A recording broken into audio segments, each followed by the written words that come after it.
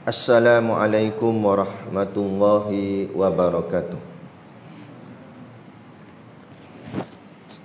Ila hadrati sayyidina wa habibina wa syafi'ina Muhammadin sallallahu alaihi wasallam wa ila arwahi abaihi wa ikhwanihi minal anbiya'i wal mursalin. Salawatullahi wassalamuhu alaihi wa alaihim ajma'in. Wa ala ali kulli wassahabati wal qarabati wat tabi'in wa tabi'it tabi'in bi ihsanin ila yaumiddin. Wa ila arwahi walidina wa muallimina wa zawil huquqi alaina ajma'in. Wa khususan ila hadrati al-Imam Tirmizi bisiril Fatihah. Bismillahirrahmanirrahim. Alhamdulillahirabbil alamin. Arrahmanirrahim.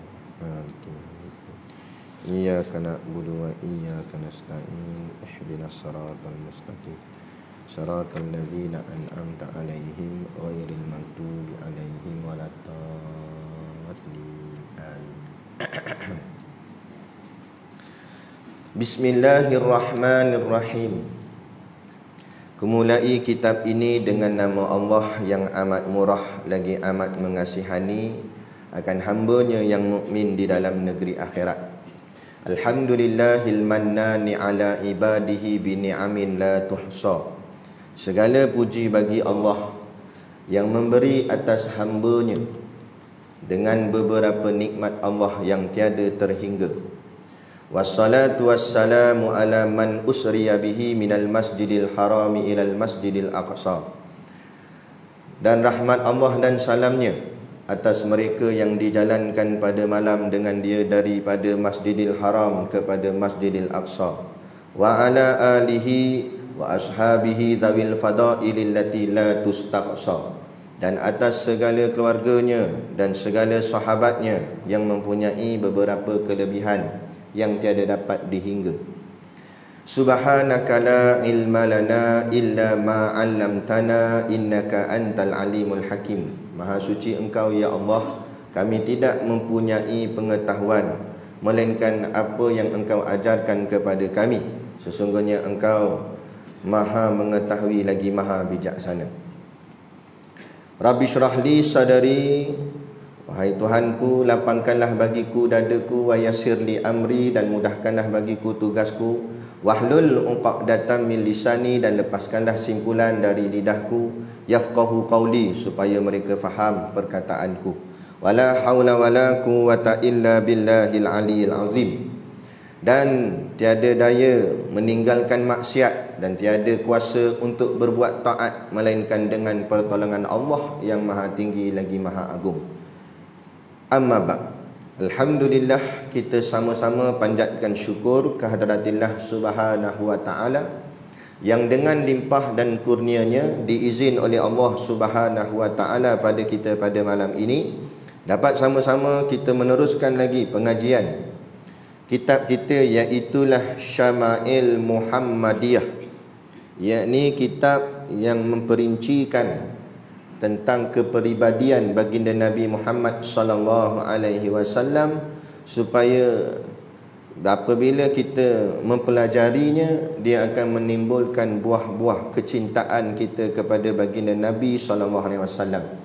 Kerana Nabi terlebih dahulu sudah mencintai kita sebelum lagi kita mencintai baginda, maka tak dapat tidak, hampirlah seolah-olah mestilah ataupun wajiblah bagi kita semua akan membalas cinta baginda Nabi sallallahu alaihi wasallam. Maka dengan itulah kita adakan majlis seperti ini supaya dia dapat melahirkan rasa kasih kita pada baginda Nabi walaupun kita tidak pernah bersua akan baginda. Moga-moga Allah pertemukan kita kepada baginda Nabi sallallahu alaihi wasallam di dunia ini melalui mimpi. Andai kata tak dapat pun, kita dapat dipertemukan Allah nanti di hari akhirat dan diizinkan Allah untuk kekasih kita baginda Nabi Muhammad SAW memberikan syafaat kepada kita semua, insya-Allah. Amin ya rabbal alamin. Yang saya hormati pengerusi masjid, dan seluruh saf kepimpinannya, para imam, para bilal, tok-tok syiah yang tak dapat kita nak sebutkan namanya satu persatu, yang amat-amat disanjungi para asatizah, alim-alim ulama, tuan-tuan guru, ustaz ataupun ustazah yang hadir pada malam ini. Mohonlah ditegur kepada hamba yang fakir dalam bidang ilmu ini sekiranya apa yang disampaikan dan dikongsikan ada salah dan silapnya. Yang kita kasihi ayah-ayah, ibu-ibu, pemuda-pemudi, muslimin dan muslimat yang dirahmati Allah sekalian. Baik, kita sambung pada hadis yang ketiga. Hadis yang ketiga, saya bacakan dulu sanad hadis dan matanya. Qala al-muallifu rahimahullahu ta'ala, wa nafa'ana wa iyyakum bi ulumihi fid daraini amin ya rabbal alamin.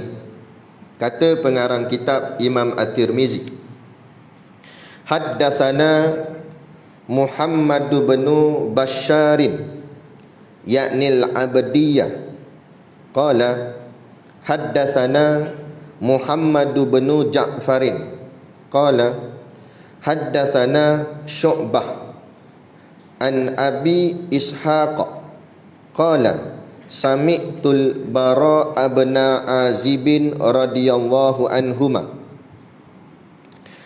rajulan marbu'an ba'idama bainal mankibaini azimal jummati ila syahmati udhunaih alaihi hullatun hamra ma ra'aitu syai'an qattu ahsana minhu au kama qala rawahu Imam Tirmizi. Mafhum hadis, Muhammad bin Bashar yang dikenal dengan sebutan Al-Abdi bercerita kepada kami. Ia berkata, Muhammad bin Ja'far bercerita kepada kami. Ia berkata, Syu'bah bercerita kepada kami dari Abu Ishaq. Ia berkata, aku mendengar Bara' bin Azib radhiyallahu anhu berkata, Rasulullah sallallahu alaihi wasallam, seorang laki-laki yang berpostur atau bertubuh ideal, yakni sedang, kedua bahunya tampak bidang, rambutnya yang lebat menutup daun telinga. Jika beliau mengenakan pakaian berwarna merah, maka tidak pernah aku melihat sesuatu yang lebih indah, yakni tampan dari diri beliau. Hadis riwayat Imam At-Tirmizi. Hadis ini juga diriwayatkan oleh Imam Bukhari dan Imam Muslim. Maknanya hadis ini hadis muttafaqun alaih, juga hadis yang dikira sebagai hadis yang sahih tinggi, hadis yang memang sungguh sahih. Baik, dia kitab Syama'il Muhammadiyah ni, versi yang Melayu punya dia banyak sangat. Jadi kadang-kadang yang saya terjemah tadi tu tak sebiji lah macam tuan-tuan punya kitab, sebab dia ada banyak versi, lain-lain syarikat penerbit yang cetak. Kalau yang Arabnya satu je, tapi yang Melayu punya dia ada versi-versi lain. Jadi sebenarnya hadis tu tak lari pun, makna dia tak lari pun, makna dia sama je, cuma perkataan yang diguna pakai tu mungkin sedikit berbeza. Jadi jangan risau. Jangan letak tepi pula kita. Sama je, tak ada masalah, boleh pakai. Baik, kita sama-sama lalu hadis ni balik. Jadi yang paling pertama, paling utama sekali dalam hadis ni, riwayat dia Al-Bara' bin Azib. Al-Bara' bin Azib ni sahabat Nabi, tapi sahabat Nabi yang jauh usianya dengan Nabi, sebab dia terlalu muda. Muda tak muda, masa perang Badar dia nak ikut pergi perang. Bara' bin Azib ni, kita kenal perawi hadis dulu. Bara' bin Azib nak ikut Nabi pergi perang masa perang Badar, tapi Nabi tak izin. Sebabnya dia masa tu kecil lagi, budak lagi. Tapi nak menunjukkan di sini semangat Islam yang kuat Nabi terapkan pada sahabat, sampai budak-budak pun nak jihad. Dan kalau budak-budak nak berjihad, orang tua lagi kuat. Itu nak kata dahsyat kan? Dahsyatnya tarbiyah baginda Nabi SAW kan? Hari ni tak payah kata budak, bapak budak payahlah. Kan? Dah macam mana nak bagi semangat balik macam mana yang Nabi tarbiyah pada sahabat dulu-dulu. Tak payah kata nak pergi pergi berjihad, nak ajak pergi masjid payah. Yang peliknya dia lepak kedai kopi boleh pula. Alasan apa tak pergi masjid? Takut Covid ni kata. Takut Covid. Pasal malam boleh pergi. Ada pelik sungguh. Apalah, kita doakanlah. Moga-moga orang yang belum sampai hidayah dia untuk hadir ke rumah Allah ni, moga-moga dapat sampai, insya-Allah satu hari nanti. Lepas tu orang kata tak perlu takut ataupun tak perlu risau kalau slipper kita hilang di masjid. Tak perlu risau slipper kita hilang di masjid. Biasalah, banyak kali pergi mesti terkena sekali-sekala kan. Itu tak pelik. Yang pelik kalau slipper tak pernah hilang di masjid. Apa tak pernah hilang? Sebab sampai pun tak pernah. Yang tu patut baru pelik. Itu patut kita kena risau. Hilang tu tak apa kan. Baik. Jadi itu dia Bara' bin Azib yang meriwayatkan akan hadis ni. Hebat dia.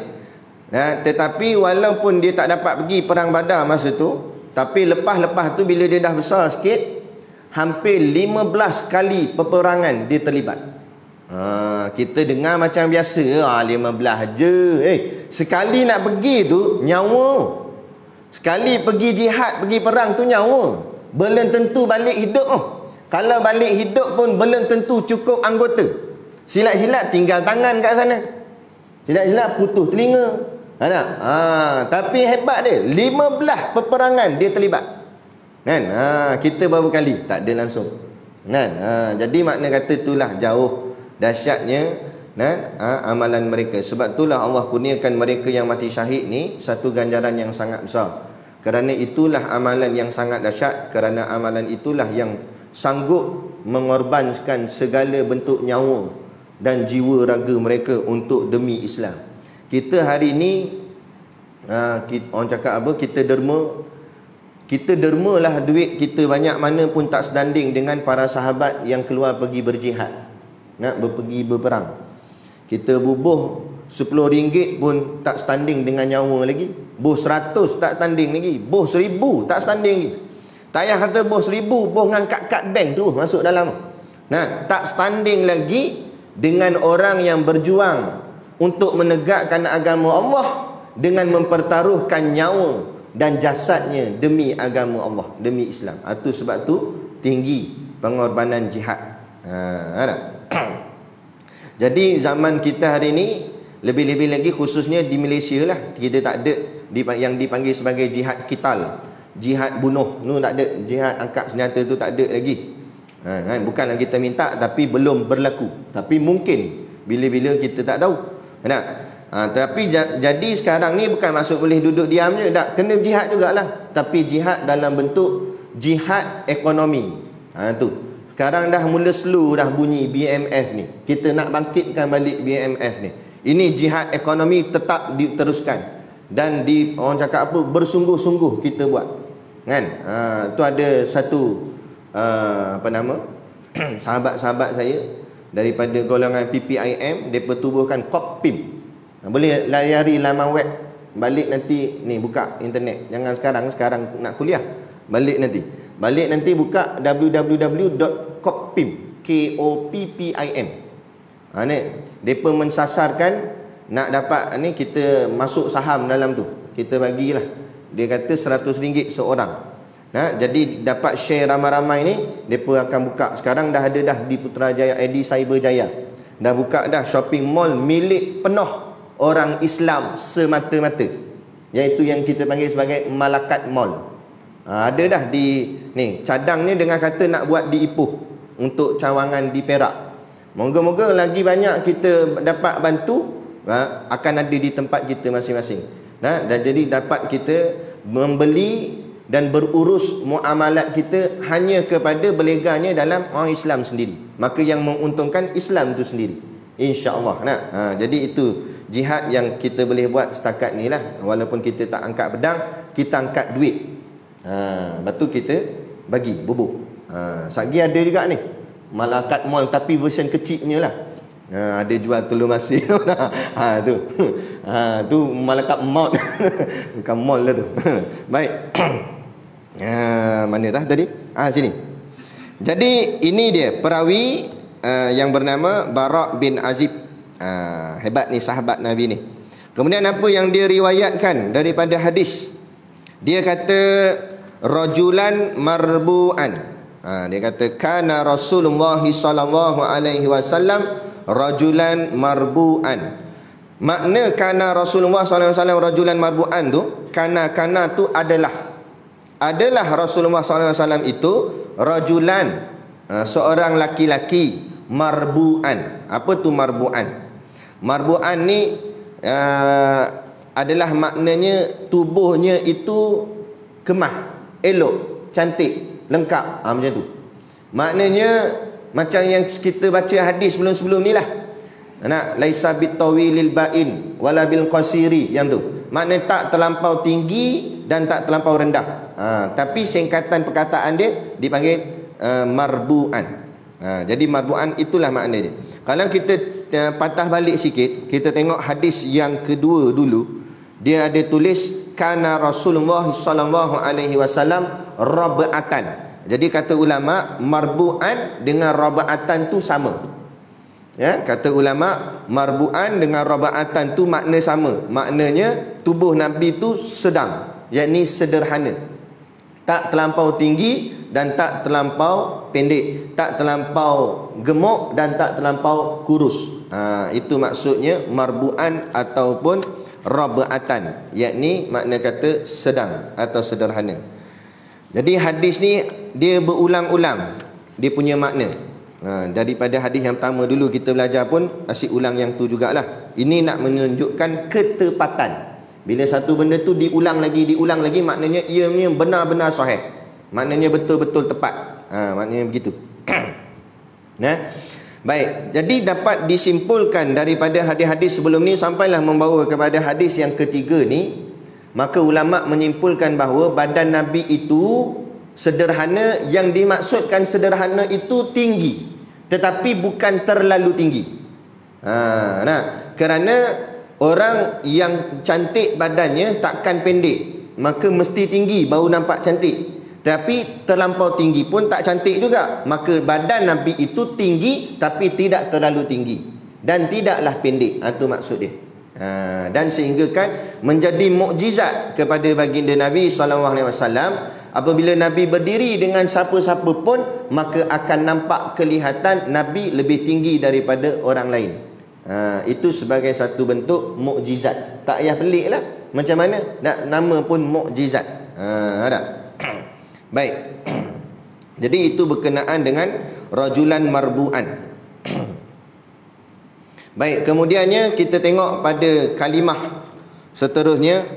Kata dalam hadis ni, kata Al-Bara' bin Azib, ba'idama bainal mankibaini. Dia kata ba'id tu artinya dikatakan maknanya makna bidang. Sama ada kata ulama mukabbarah, yakni menunjukkan ukuran besar, menunjukkan besar, lebar. Itu maksud ba'id. Ba'id ma baina, ma ni apa baina antara, bidangnya ataupun luasnya itu antara mankibain. Mankibain artinya kedua-dua bahu kanan sampai ke bahu kiri. Kalau ukur lilitnya itu lebar, itu badan Nabi. Ukur lilitnya lebar, maknanya dada Nabi pun besar sedikit. Memang orang yang badannya tough, badannya sado, orang kata kan, badannya orang cakap apa, mantap, dada dia akan sedikit ke hadapan. Badan Nabi begitulah. Tapi bukanlah ketul-ketul macam ahli gym tu, bukan. Itu jadi tak lawa balik. Ni badannya ideal lah. Badan yang orang tengok tu nampak kemah, nampak elok. Jadi itu yang disebut sebagai ba'id ma ba'ida ma bainal mankibaini. Makna kata lebar. Jadi dia kata bererti jarak antara kedua bahu kanan dan kiri yang jika ditarik garis lurus maka akan membentuk sebuah bidang datar melewati dada bahagian atas. Tuan-tuan tengok kitab tuan-tuan memang tak ada tulis apa saya baca ni. Sebab yang saya beli ni, ini namanya syarah Syama'il Muhammadiyah. Yang tuan-tuan beli tu dia bukan syarah, dia hadis saja. Kitab tu dia kumpulkan hadis je, tapi dia tak syarah. Syarah ni maksudnya huraian. Jadi kitab ni dia hurai. Ini pun saya import daripada Indonesia. Beli melalui internet kan. Malaysia memang tak ada keluar lagi syarah dia. Jadi ini saya tolong bacakanlah untuk kita faham apa syarah hadis tu. Satgi dia cari sampai tak jumpa. Sampai selak belakang sekali cari. Dia kata mana ustaz ni baca. Memang tak ada kan. Kat saya ni je. Kalau nak beli boleh lah, beli dekat internet lah, cari Syarah Syama'il Muhammadiyah. Dia tulis situ. Baik. Kemudian dia kata azimal jummati ila syahmati udhunaihi. Azima ni maknanya dahsyat lah. Satu makna yang maknanya besar. Makna di sini dengan makna tebal. Nak cerita rambut Nabi. Al-jummah. Jummah tu makna rambut. Jadi azimal jummah, rambut Nabi tu tebal. Ila hingga syahmati, daun, yakni udhunai, kedua telinganya, daun telinga, maknanya ni cuping telinga ni. Jadi rambut Nabi tebal sampai menutup telinga. Itu maksud dia. Rambut Nabi tebal sampai tutup telinga. Kemudian pula ulama buat kajian lah berkenaan dengan rambut dalam istilah bahasa Arab. Dia ada 3 perkataan, iaitu yang pertama disebut al-wafrah, yang kedua disebut al-limmah, yang ketiga disebut al-jummah. Ketiga-tiga nama ni tadi semua ada pada baginda Nabi SAW. Kerana rambut Nabi bukan spesen je.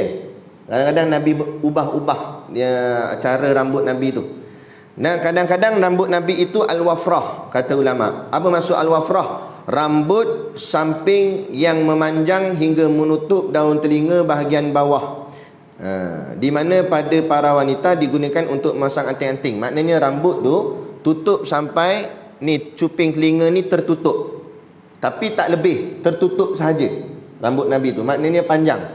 Itu dipanggil al-wafrah. Al-limmah, rambut Nabi yang ketika itu rambutnya memanjang melebihi daun telinga bahagian bawah dan tidak sampai menyentuh bahu.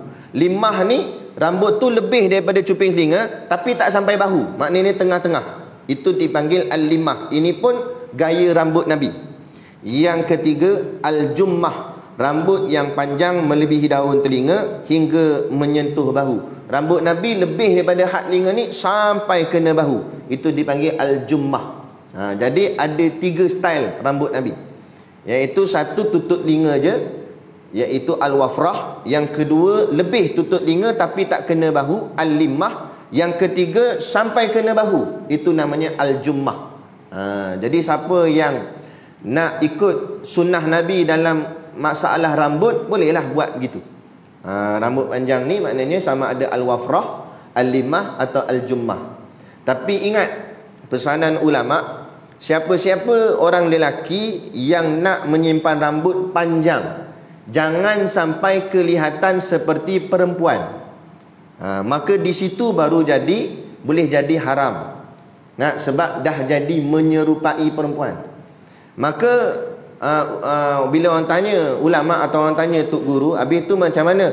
Rambut panjang boleh walaupun sampai ke bahu. Sebab rambut Nabi pun ada yang sampai bahu, al-jummah.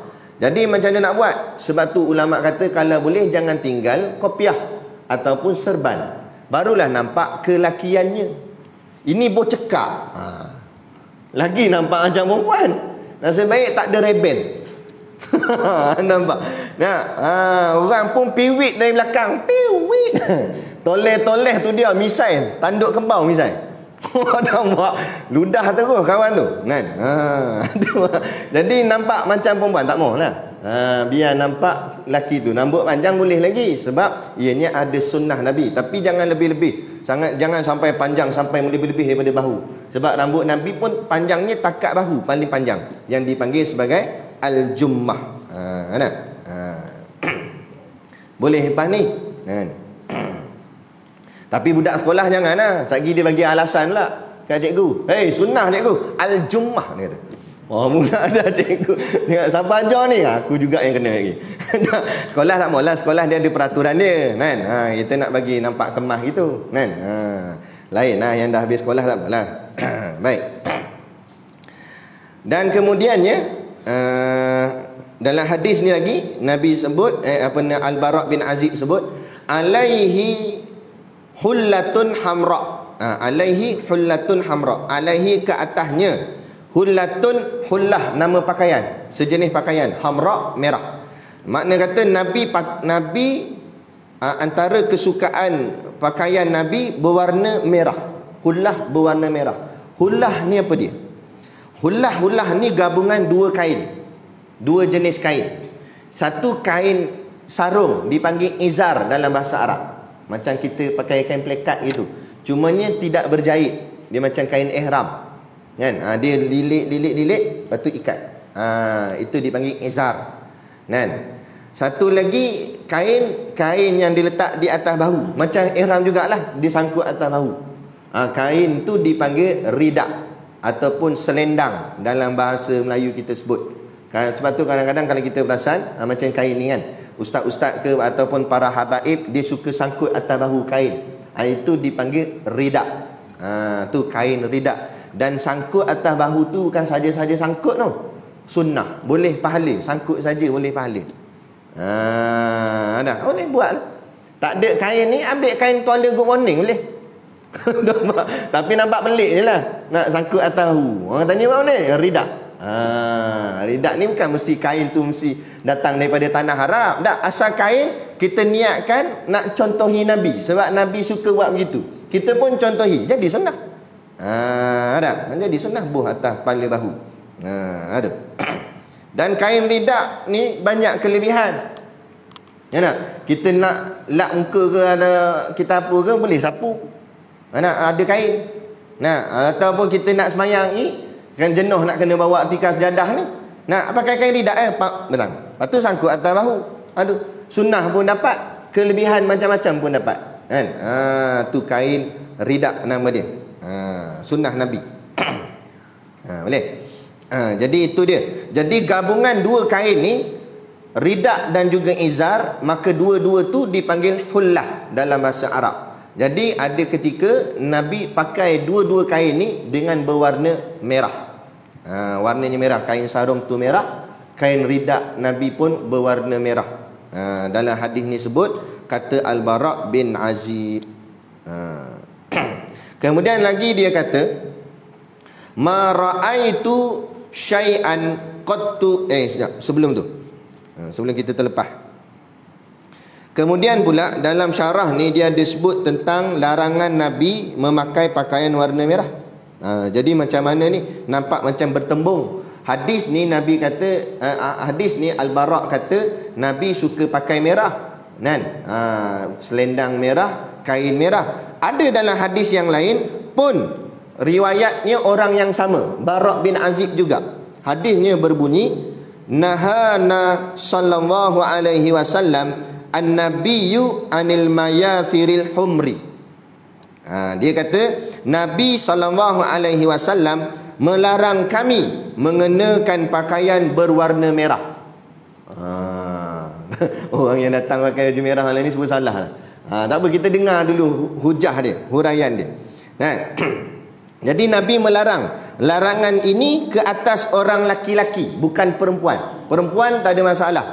Kerana apa larangan ini? Kerana berwarna merah itu milik perempuan, bukan milik lelaki. Jadi Nabi melarang memakai pakaian warna merah. Habis dalam hadis ni tadi kata Nabi pakai merah. Habis macam mana nampak macam bertembung kedua-dua hadis yang riwayatkan orang yang sama, Bara' bin Azib. Maka ulama kaji. Inilah tugas ulama. Kan? Inilah tugas ulama, dia kaji hadis dia ni. Maka ulama buat kesimpulannya.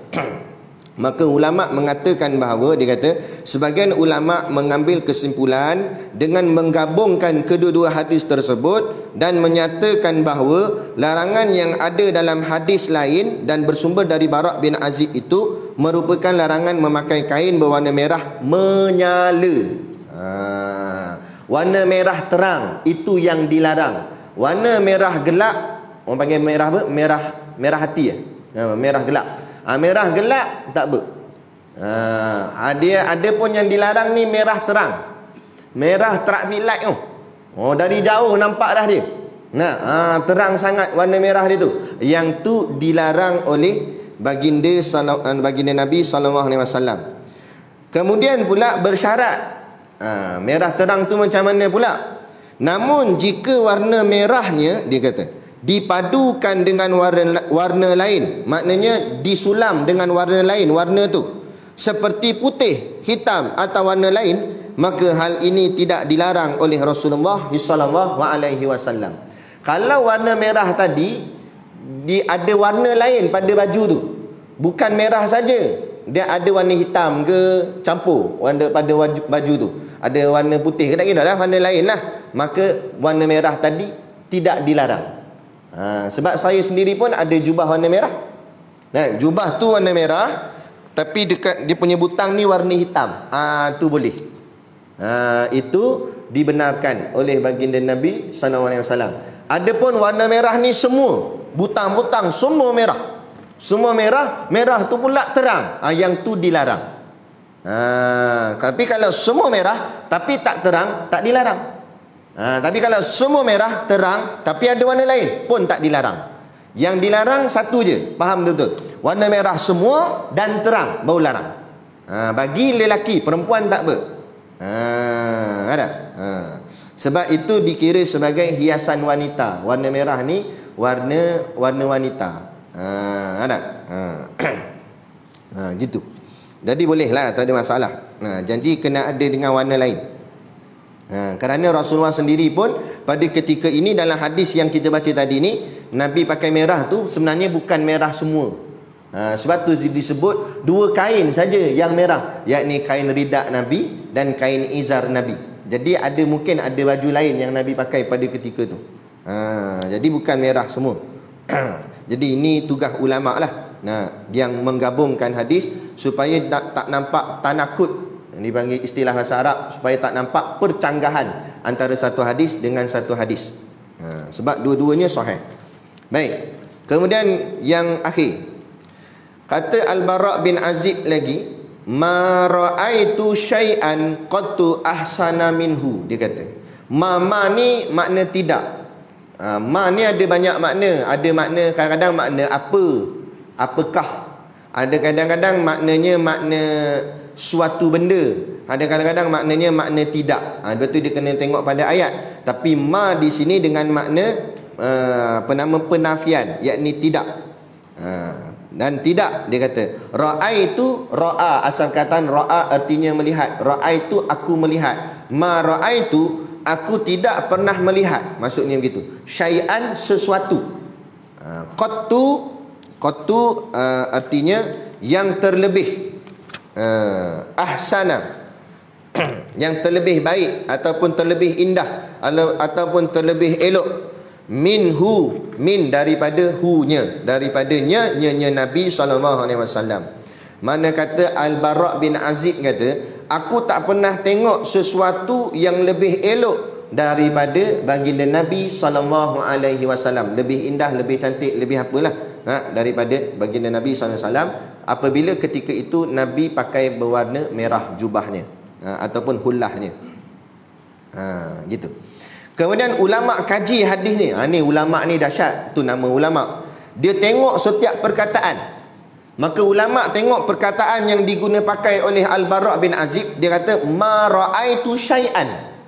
Syai'an ni asal kataan syai'un, yang maknanya sesuatu. Sesuatu ni termasuk semua benda. Benda-benda pun termasuk sesuatu. Kenapa dia timbul persoalan? Kenapa Al-Bara' bin Azib tak menggunakan perkataan insan? Contohnya dia kata ma ra'aitu insan. Insan kan manusia makna dia. Ma ra'aitu insan. Aku tak pernah melihat manusia secantik atau selawa Nabi. Dia tak guna perkataan insan, tapi dia guna perkataan syai'an. Aku tak pernah melihat sesuatu lebih lawa daripada Nabi. Maka di situ perkataan syai'an tu saja ulama hurai panjang. Kenapa Al-Bara' guna perkataan syai'an? Maka kata ulama, ini kerana Al-Bara' maksudkan bandingan Nabi ni bukan setakat dengan bandingan sesama manusia, tapi bandingan dengan segala-galanya. Nak banding Nabi dengan semua benda, semua sekali. Syai'an tu maknanya sesuatu, tak kira apa pun, lawa Nabi lagi. Maknanya bukan setakat banding dengan orang, banding dengan matahari, banding dengan bulan, banding dengan apa pun. Sampai ke tahap setengah pandangan ulama kata bandingan dengan syurga tu sendiri, Nabi lebih lagi ahsan, lebih elok, lebih cantik, lebih terbaik daripada syurga tu sendiri.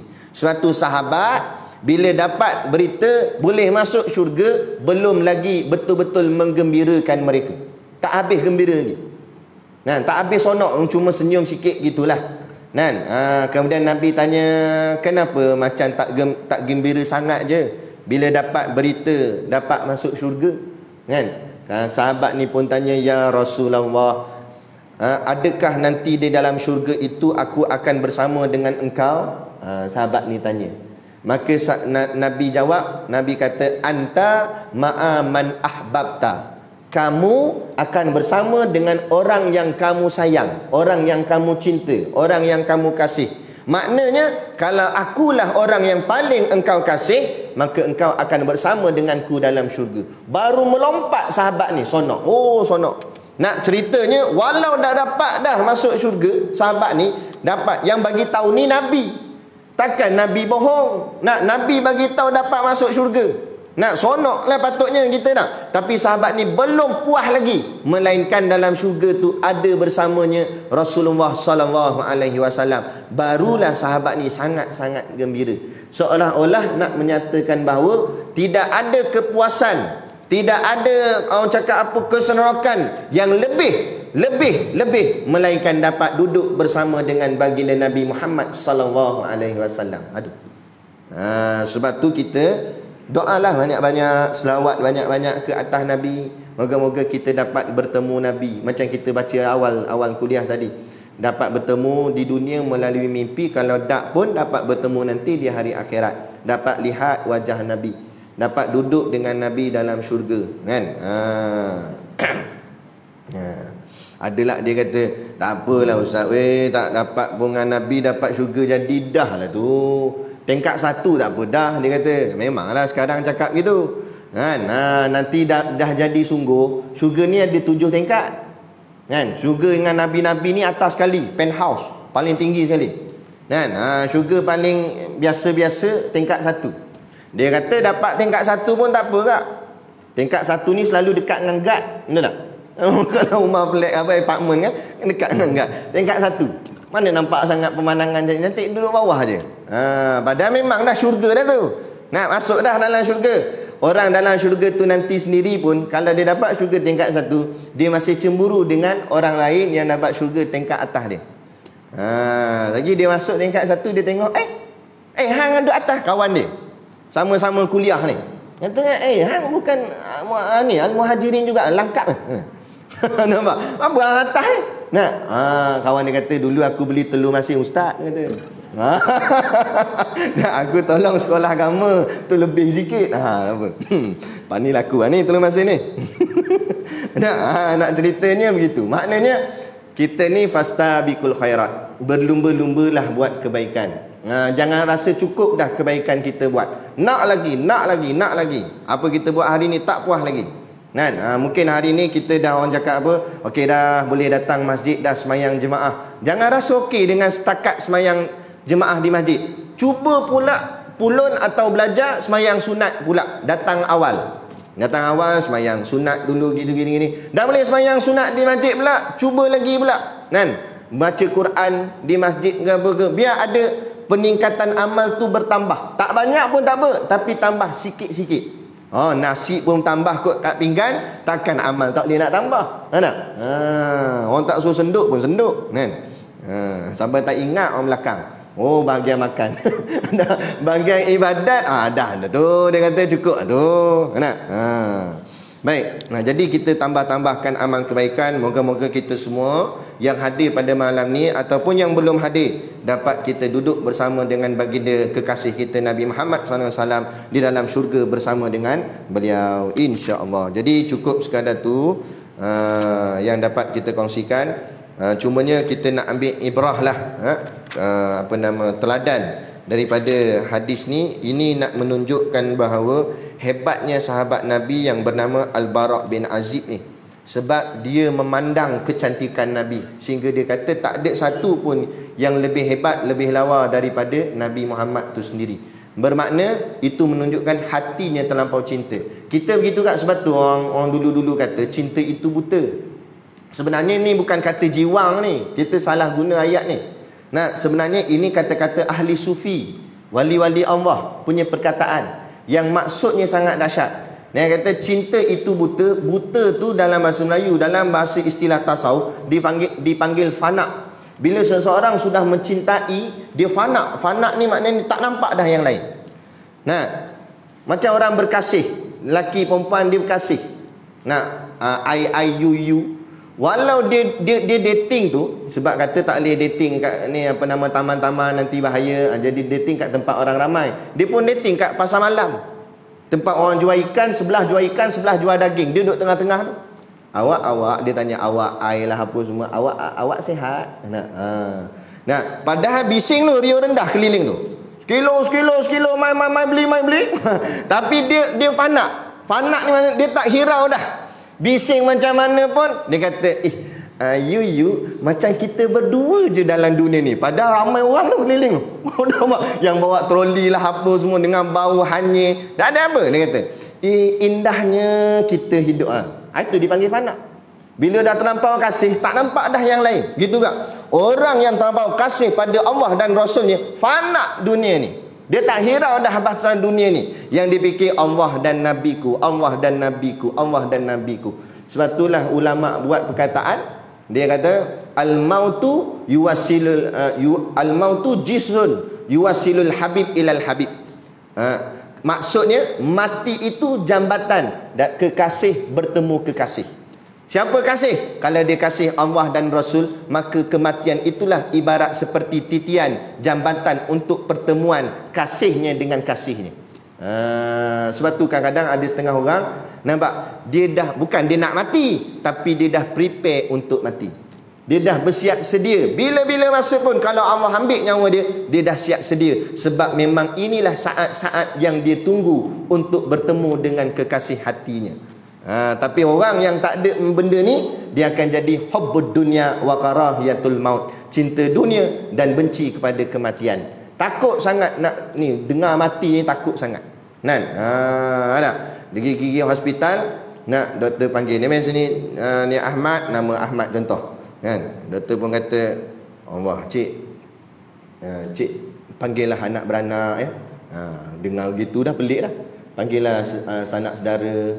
Ni kalau ikut ni kita punya bacaan rekod ni, mungkin 2 Jumaat lagi ni, kata doktor. Doktor pun satu hal juga.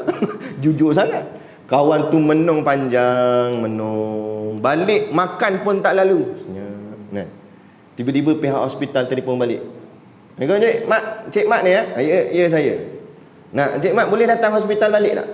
Kenapa tu? Ada masalah sikit. Jadi datang balik. Doktor kata, minta maaf Cik Ahmad, salah baca. Rupanya tu rekod orang lain, bilik sebelah. Cik Mat ni Cik Mat tak ada apa, okey je, sihat. Melompat lah tu atas meja doktor. Nampak? Tadi bukan main termenung. Sebab itulah mengingati mati tu bagus. Baru kita akan tertunduk, baru kita akan fikir ibadat. Yang jadi kita lupa ibadat ni sebab kita sangka kita hidup lama lagi, kita hidup panjang lagi. Kita confident kita bangun esok pagi boleh pergi kerja lagi esok. Tapi belum tentu. Kalau takdir kata malam ni, Kan? Sebab tu ingat mati tu bagus. Ada. Baik, jadi cukup sekadar tu pada malam ni yang dapat kita kongsikan. Nanti kita akan sambung hadis yang keempat, insya-Allah. Kalau tak ada apa-apa, dengan izin Allah kita sambung kuliah seterusnya. Kita bertemu nanti hadis yang keempat, insya-Allah. Jadi macam biasalah, di luar sana ada sedikit produk perniagaan untuk menampung sekolah pondok dan juga tahfiz kami. Jadi pakat-pakatlah tuan-tuan, ayah ibu yang dirahmati Allah sekalian, membeli sambil menderma, insya-Allah. Jadi cukup sekadar tu. Wabillahi taufiq wal hidayah. Wassalamualaikum warahmatullahi wabarakatuh. A'udzu billahi minasyaitonir rajim. Bismillahirrahmanirrahim. Alhamdulillahi rabbil alamin, wassalatu wassalamu ala asyrafil anbiya'i wal mursalin sayyidina Muhammad wa ala alihi wa sahbihi ajmain. Allahumma taqabbal minna salatana wa du'aana innaka antas samiul alim wa tub alaina innaka antat tawwabur rahim. Allahumma ja'al dinana dinan nabiy Muhammadin sallallahu alaihi wasallam wa islamana islamal muslimin wa imanana imanal mu'minin wa salatana salatal khashiin wa a'malana a'malas solihin wa niyatana niyatal mukhlisin wa dhunubana ya Allah dhunubal mustaghfirin wa hayatana hayatal ulama wa mautana bi mauti syuhada wa dikhinal jannata ma'al anbiya'i alaihimus salatu wassalam. Rabbana atina fid dunya hasanah wa fil akhirati hasanah wa qina adzaban nar wa qina adzaban nar wa qina adzaban nar. Allahumma barik lana fi Rajab wa Sya'ban wa balighna Ramadan. Ya Allah, berkatilah kami di bulan Rajab dan Sya'ban, dan sampaikanlah kami di bulan Ramadan. Wassallallahu ala khairi khalqihi sayyidina Muhammad wa ala alihi washabihi wasallam. Subhana rabbika rabbil izzati amma yasifun. Salamun ala mursalin walhamdulillahi rabbil alamin. Amin ya rabbal alamin. Taqabbalallahu minna wa minkum. Takbir.